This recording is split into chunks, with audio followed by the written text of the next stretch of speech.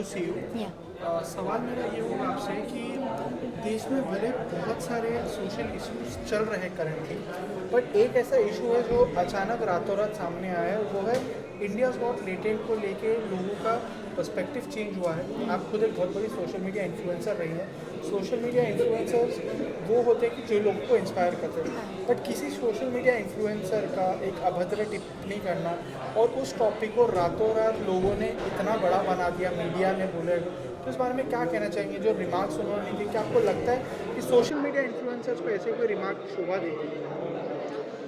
देखिए, एक तो ये सच है कि सब जगह इसी की चर्चा है। और जैसे कितने लोग, अभी दिल्ली में जो इंसिडेंट हुआ, कल हुआ, बहुत ही कम लोग इस बारे में बात कर रहे हैं। आज के टाइम पे सबसे ज़्यादा जो हॉट टॉपिक है वो रणवीर के ऊपर ही है। समय के साथ जो चल रहा है, समय का ज़िंदगी बदल गई है, समय बदल गया है। मेरा ऐसा मानना है कि जब एक तो जनता आपको बहुत ज़्यादा फॉलो कर रही हो तो आपकी और ज़्यादा जिम्मेदारी बन जाती है अच्छी चीज़ें जनता तक पहुंचानी, मोटिवेट करना।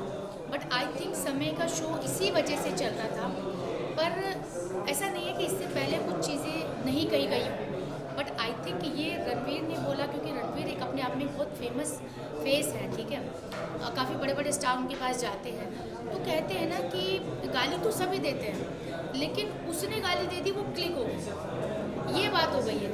इससे पहले भी बहुत सारी बातें ऐसी बोली गई है, राखी जी आई थी तब भी बहुत सारी बातें ऐसी हैं, बट कहते हैं ना कि उसकी गाली क्लिक हो गई।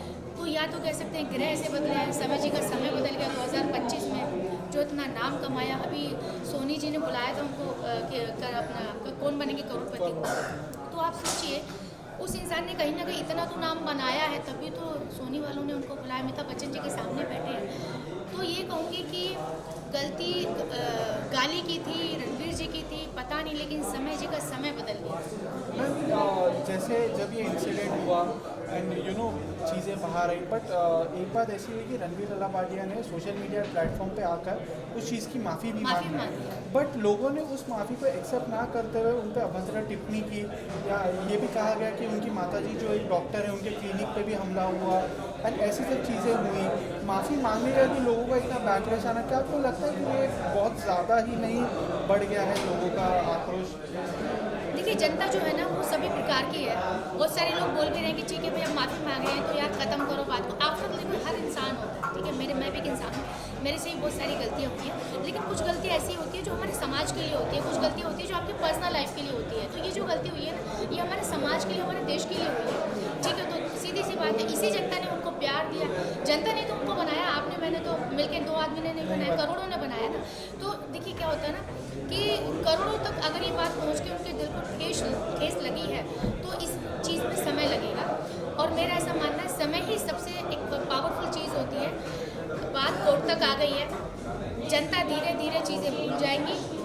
एक इंसान गलती होने के बाद माफ़ी ही मांग सकता है, जिसको बोलते हैं सॉरी, वो उन्होंने कर दिया। अब बात आ गई है कानून की, कोर्ट कचहरी की आ गई है, वो चलता रहेगा प्रोसेस। कुछ दिनों बाद, 2 महीने बाद ये कहानी ख़त्म हो जाएगी, ठीक है। लोग भूल जाएंगे, फिर से पॉडकास्ट शुरू होगा, फिर से लोग आएंगे, इंटरव्यूज़ होंगे। बट ये है कि मैं समझ सकती हूँ उनका पेन, उनके पेरेंट्स का, समय का दुख मैं समझ सकती हूँ कि बड़ा दुख होता है। इंसान समझ नहीं पाता है कि ये क्या हो गया, हर कोई गाली दे रहा है, कैसे संभाले इस हेटर्स को, है ना। कि जहाँ आदमी सोशल मीडिया नहीं खोल पा रहे होंगे, वो रिश्तेदारों का समझ नहीं आ रहा होगा कि अभी तक तो स्टार था, अमिताभ बच्चन जी के सामने बैठे थे, आज लोग गाली दे रहे हैं।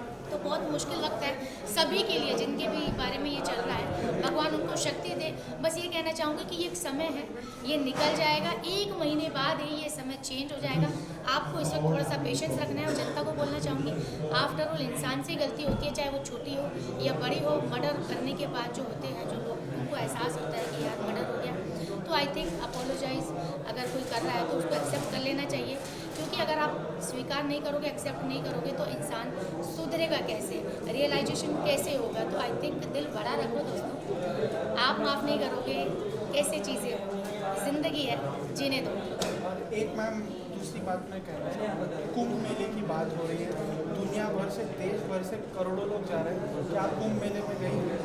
मैं गई नहीं हूँ, पर 100% जाने वाली हूँ। अगले ये वीक में भी जा सकती हूँ, जैसे ही मेरा टिकट होगा।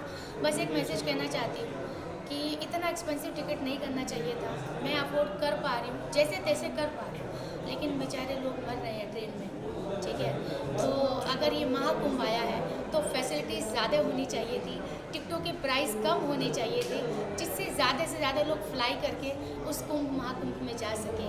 फ़्लाइट आपको टिकटें इतनी महंगी कर दी, कैसे जाएंगे बताइए लोग, इसीलिए ट्रेन में कुचल कुचल के लोग जा रहे हैं। तो ये सरकार से मेरी अपील है कि अब तो खैर ख़त्म होने के लिए आया है, सरकार को एक बहुत बड़ा कदम उठाना चाहिए था कि ये महाकुंभ में हमारे भारत के एक एक नागरिक आना चाहिए, इसलिए टिकटें के प्राइस कम करो, लेकिन यहाँ पे बिजनेसमैन लोगों को फ़ायदा ज़्यादा हुआ है। तो ये आई थिंक मुझे ऐसा लगता है कि ये गलत हुआ है, जिनकी पॉकेट में पैसा है वो चले गए, नहीं तो बेचारे लोग गरीब जो है ट्रेनों में कुछ ले गए। Thank you so much. Thank you so much. एक विजुअल आपका। एक विजुअल। बात सही है ना, बिल्कुल सही। प्राइस कम होने चाहिए, तभी तो लोग जा पाएंगे।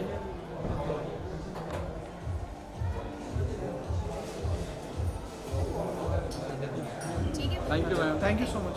कैमरे